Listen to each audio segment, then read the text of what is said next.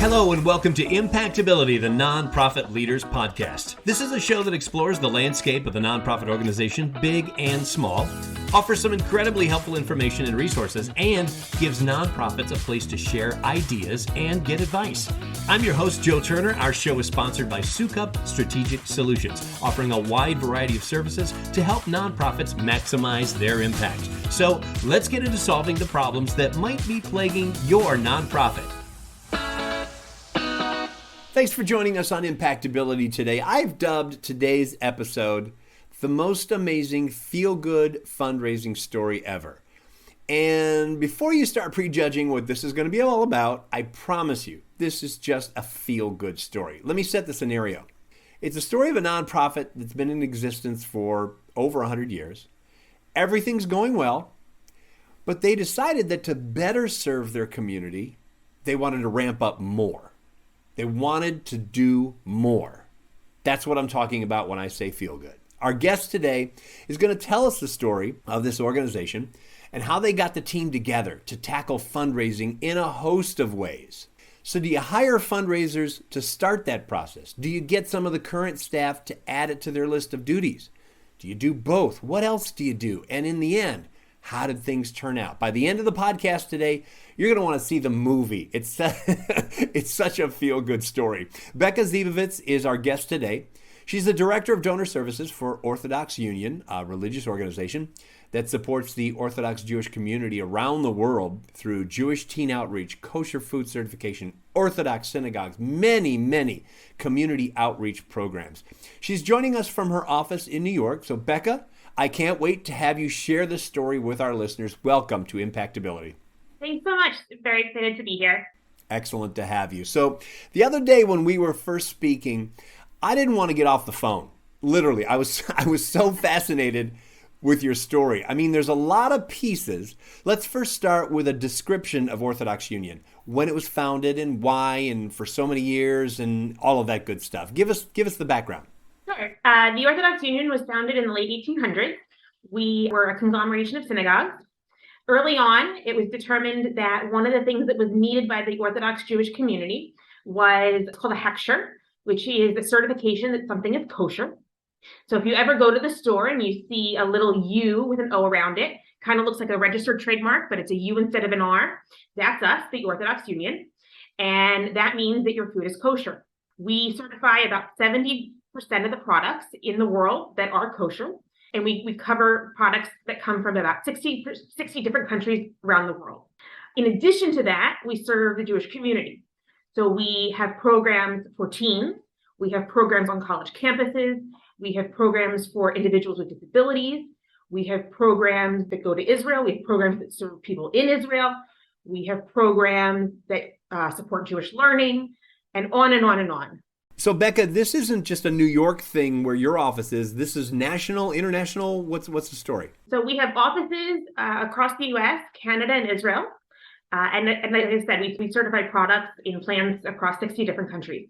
That is absolutely amazing. I'm just thinking of the scope of certification.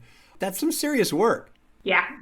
So things have been going well for years, obviously. And all of your hard work providing the community with all of the amazing services that you provide, the programs that you offer, et cetera, et cetera. Talk about the impact and the success of your work in the community with the social services especially, and the success that you've been seeing. We do really so much, and it's so varied. You know, I can talk about Torah programs. I can talk about people with disabilities. I can talk about teens across the country where we help teens who really have no connection to Judaism to connect with their Judaism. We started in the 80s working with the Orthodox community to identify opportunities for people with disabilities, especially developmental disabilities, to take their rightful place in the community. That's something that, you know, for the most part, people were living in institutions and there was no place for them in the Jewish community. And so we started on both ends, helping people with disabilities to have the social skills to come and take their place, and helping the community to welcome them. On college campuses, if you're not going to a Jewish school, it can be hard to be an Orthodox Jew in a school. So providing rabbis and rebbitzins on campus study opportunities, opportunities to be Jewish on campus, taking kids to Israel as part of Birthright. What a lot of people don't know is Birthright gives the money. They don't run the trip. We're one of the biggest provider of Birthright trips. Wow, I did not know that. It's to me, as I'm listening to you, it's almost like you have several nonprofits within what you're doing, because all of the things that you're listening, I'm thinking of a nonprofit that I know of that does that, and one that does that, and one that does that, and you're doing all of this. That's absolutely amazing. Yeah, it's almost you can think of us like a United Way, right? We're kind of this umbrella organization that has all these many nonprofits, and we'll talk about this later, that has kind of fueled what at the beginning of the story that we're going to talk about caused some of the problems, where we had all these different shops popping up and different people were going to the same donor. And we had the situation where the donor would say, "Why are you coming to me 5 different times in 1 week?" And our programs would say, "But we're different organizations. We're different programs." And the donor would say, "No, you're not. You're all under the same 501c3 number. You're all the OU." And there was almost this disconnect where we would, especially with grants, we'd put in 5 applications and they would say 1 application per 501c3 number. But we're different organizations. Don't we get different applications?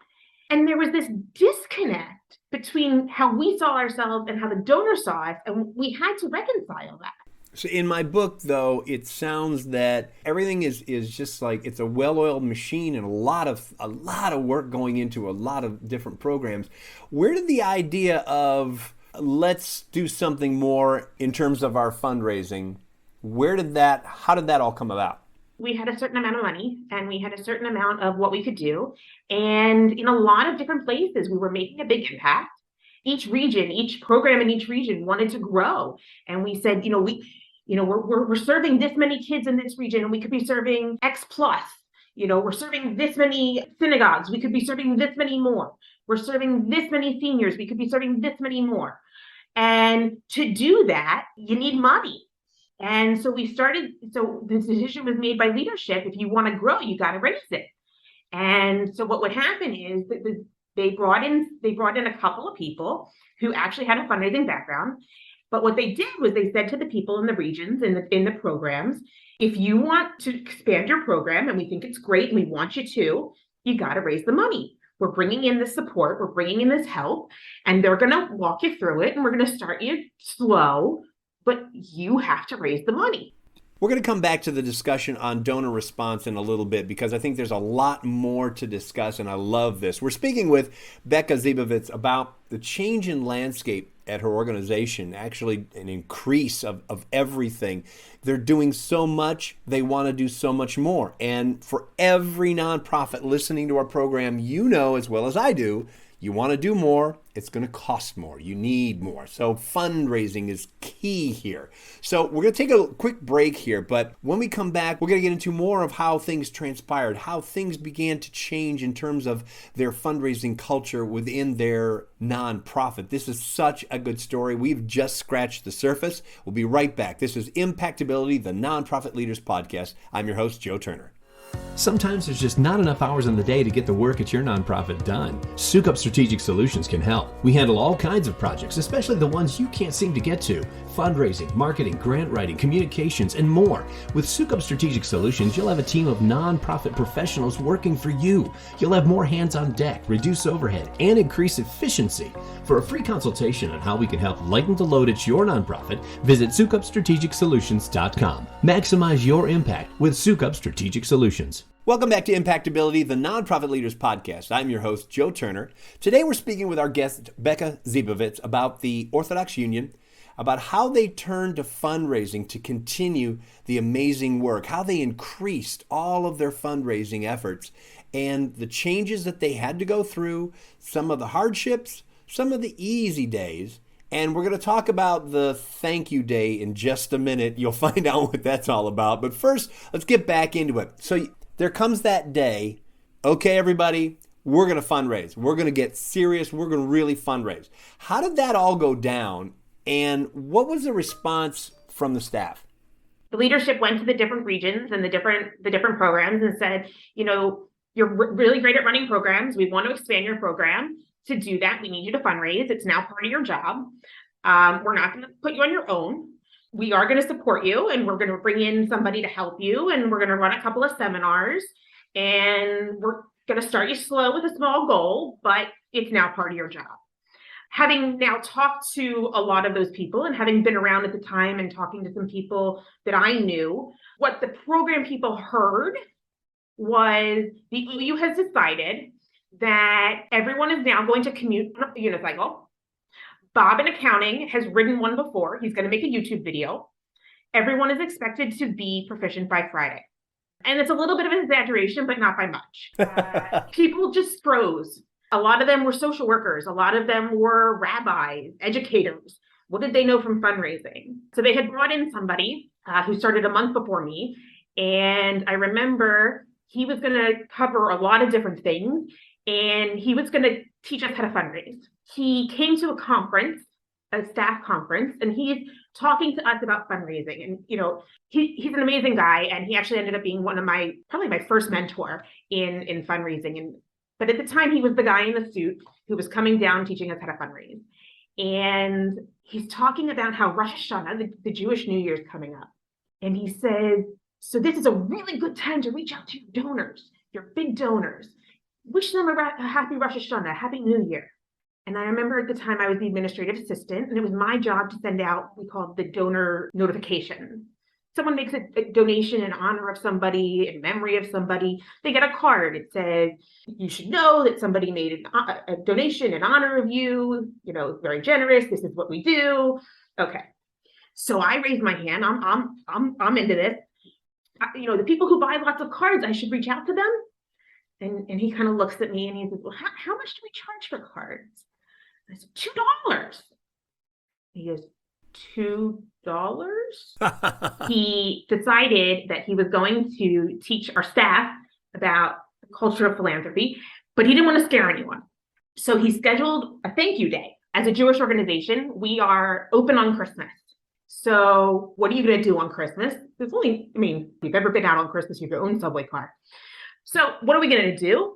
All the Jews are home. We're going to call them. We're not going to call them and ask them for anything. That would be very scary to a staff who's never really fundraised before. We're going to call them and thank them. So we're going to order Chinese food, and we're going to give everyone a bunch of calling cards, and we're going to call and say thank you. No one was supposed to ask for money. No one was supposed to solicit anybody. That's it. We had staff members who took vacation days because it was mandatory. That's how adverse some of our staff was to fundraising. Fast forward a few years, we now do annual giving days. And even the people who, one of my colleagues put, she'd rather chew up her arm than fundraise, have found ways to participate. She's not necessarily the one who is making the phone call, but she's running the social media, or she's the one ringing the bell when we get a yes. Or, everyone has found a way to participate, and it's really an electric day. And it's been such a culture change. I wanted to talk to you about that culture change, because I think that's something that everyone can kind of learn from. With this new mindset, how did you create that new culture? It really was the leadership of the time who really set the culture. And they did a really great job. They made it part of the norm. It became part of every conversation. It became part of every conference. There was something on development. There was something on fundraising. There were conversations. You don't have to fundraise. Just know when to call me. It became awareness that this was happening. And it was training. In some cases, we had two social workers, both of which headed different regions, both of which had zero interest in fundraising. One will tell you she went into it kicking and screaming, tried it, actually ended up loving it. It's one of our better fundraisers. Another one basically said, I'm a social worker. I have no interest in this. And she left.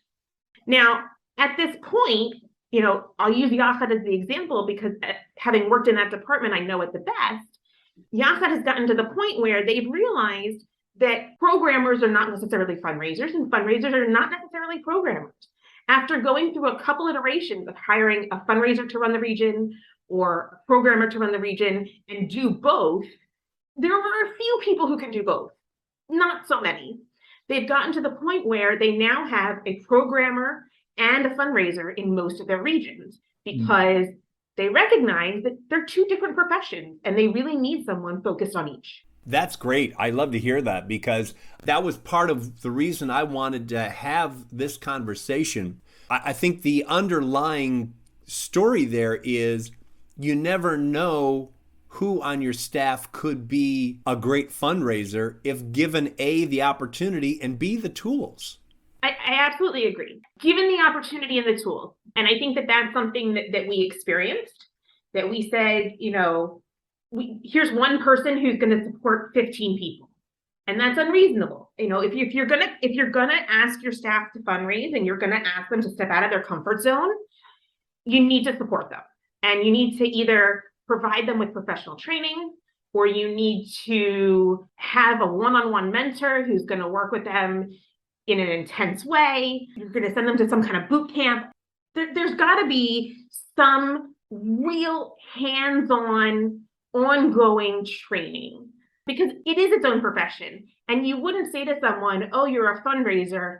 By the way, we need you to be a social worker. We're going to check in with you once a week and give you some clinical training. Why would you do it for fundraising? Good point. Yeah, I agree with you. You need to kind of invest in your people sometimes. And going back to the example I just gave about the social worker, there are some people who are empathetic. They'll be great at it. But had you given them the tools, they'd be amazing. Do I think that had we given them the proper training that we're trying to work on right now, actually a lot of our people are going through the Lilly School and getting a certificate as we speak. Do I think that at the end of that they're going to be better equipped? Yeah, I do. Do I think that that's going to have implications on how they fundraise? That they're going to understand the vehicles better, that they're going to understand the ethics better, that they're going to understand the research better? I really do. We talked about this earlier. I want to get back to the reaction of your donors when they've got several people. As you mentioned, you've got all of these different programs that you offer. So you might have different fundraisers coming at them for different reasons. You're all trying to raise money for those services and programs, etc. So how do you get them to understand that you're not raising funds for this, you're raising funds for this? And what is the reaction of the donors? Are they getting it? They get it. They get it. I think that because the OU does so much, we've actually stayed away from fundraising for the OU, and we fundraise for the programs. So, my ask isn't, in most cases, support the OU. My ask is support YACHAD, support NCSY, support JLIC, support Birthright, support Torah initiatives, support women's initiatives, and we'll describe what it is. Now, a lot of the sophisticated donors understand that those things are connected, but they also understand that each one of those things has its own goals and what it's doing. Is it competitive? Like you've got one fundraiser going for this program, another fundraiser going for that program to the same donor. Are they kind of like competing against each other? Is there any animosity there, or do they pretty much, everyone kind of works in sync? So that's something we're working on, because like I said, the way this started was, kind of each department built its own shop. You had these department directors who were assigned to help each region, each person, and they were overseeing their 5, 10, 15 people. And it wasn't until later that they really built out a structure to oversee everybody and started to kind of coordinate between those department directors. So there was some competition, and we're starting to try to break that down a little bit. I would think the success would be that if I'm fundraising for A and you're fundraising for B, and the donor cares about A and B, then they should be able to feel good about making a gift to both A and B. Would you agree? Yes, absolutely. And we've gotten mostly to that point where we have relationship managers and we try to work together. What I think we haven't gotten to yet is completely listening to the donor, where if I'm fundraiser A and I've been talking to you as the donor and you say to me, yeah, I'm interested in A, but I love B, I'm not going to B and saying, hey, you need to come talk to donor because I'm afraid I'm going to lose my gift. There's still a little bit of that, which I think we need to get past. I think we really need to to be more donor driven, but I think we've made immense strides from where we started, and I think we're only going to make more. When we first spoke, I said that this needs to be a movie. It's such a feel-good story, and it's a work in progress, obviously. So my final question to you, Becca, is who's going to play the role of Becca Zebovitz? No one, I hope. Oh, this is great. Becca, I got to thank you for sharing this story with us today on Impactability. I think it's outstanding. I wish you continued success. I know you're on the right track, and you're doing so many great things for the Jewish community. Thank you. We wish you and the OU continued success, and thank you for being on Impactability today. Thank you for having me. It's been great.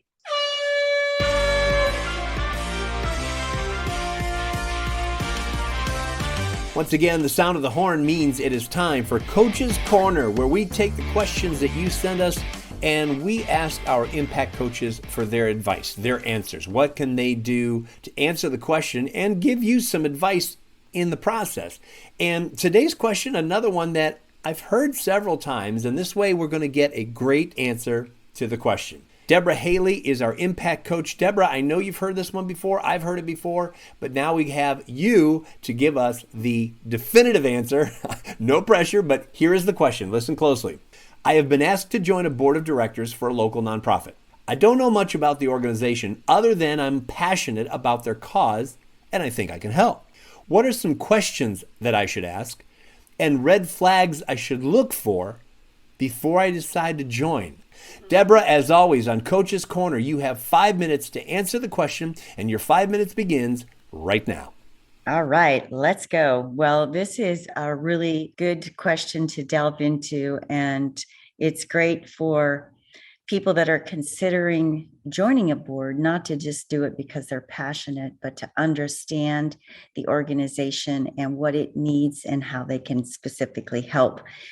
The first thing that I would do would be to ask about board guidelines. What are the expectations from board members? And then I would ask to meet with the chairperson and see how that conversation goes. Is there a good fit between the potentially new member and the board chair? And to attend a board meeting and to see that interaction and to see if the person is interested in being a part of that organization. So much of the dynamics and culture of that nonprofit can really be seen in the board meetings. Beyond that, the person should be looking at what the bylaws are. Ask for a copy of the bylaws, and you can see and need to know about the finances with the financial statements and the financial policies and procedures document. And that one is just critical in terms of understanding where the nonprofit is. And that can be an indication of your first red flag, that being there's a deficit possibly, or there's an issue with their audit. You can ask for that as well. But the audit will show that there could be possible problems with the financials for the organization. And one other thing would be the red flags coming from grants. Have they been renewed year over year? That is a very positive indication that the organization has a strong relationship with their funding agencies. And if they're not being renewed, that's a red flag that says, there's something up here, that the organization is not performing and the funding agencies have taken note. That is probably the big ones in terms of red flags. But the other thing I would do is to go to know more about the organization and see what's happening on their social media. Go to GuideStar Candid and see what they've got loaded there as information and on social media and their website. And you should be hearing a lot of the same message across all of those sites. And if you're seeing differences that are significant or concerning, take note and follow up on those. I hope that helps the person that's considering board membership. It's a tremendous responsibility. It's a very rewarding responsibility, but it does come with the board member giving of themselves, their experience, their expertise, their network, their help with fundraising. So it's not a decision that's made casually, and it's not one that should just be made on your passion for an organization, but after an in-depth look at what that organization is all about. I totally agree. Fantastic points all around, Deborah. Thank you so much for being our Impact Coach today on Impactability. You got it. If you've got a question for Coach's Corner, we want to hear from you. Email them to us at impactcoaches@impactability.net. Again, that's impactcoaches@impactability.net. And if you want to reach me, my email address is joe.turner@impactability.net. If you enjoyed today's episode, be sure to subscribe to the show in your favorite podcast app, and that way you'll get new episodes downloaded just as soon as they come out. Also, please give us a review or a rating so that your peers in the nonprofit industry can find us as well. I'm Joe Turner. Thanks for listening, and thank you for all you do to make the world a better place through your nonprofit.